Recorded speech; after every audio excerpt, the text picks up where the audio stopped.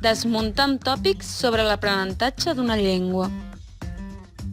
Quants cops hem sentit que aprendre un idioma és difícil, requereix sacrifici o disciplina? Oblideu-vos d'aquestes creences.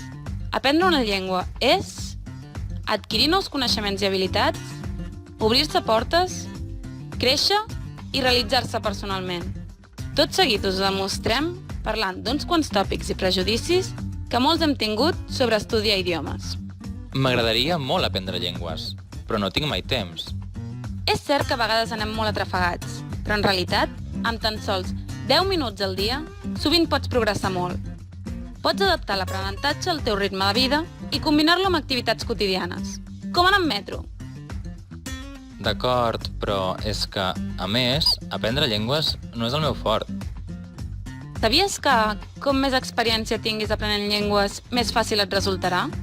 Per tant, el primer pas és posar-t'hi. El que marca la diferència, més que unes suposades habilitats innates, és la voluntat, la motivació i l'esforç. Tot i així, tinc la sensació que per molts cursos que faci, no avanço gaire. És habitual tenir aquesta impressió, sobretot a partir d'un nivell mitjà, com el B2, en què ens costa més ser conscients dels resultats. Però això no vol dir que els progressos no hi siguin. Sí, però també crec que aprendre llengües no fa falta, perquè amb l'anglès ja vas a tot arreu. Quina idea tan poc encertada! Les llengües són molt més que una eina de comunicació. Són el vehicle cultural per excel·lència, tot un món per descobrir. Aprendre idiomes serveix per arribar al cor de la gent, integrar-se i conèixer de debò altres cultures. D'acord, però, tot i així, hi ha llengües que són massa difícils, impossibles d'aprendre. No hi ha llengües fàcils o difícils. Tot depèn de quina sigui la teva llengua pròpia.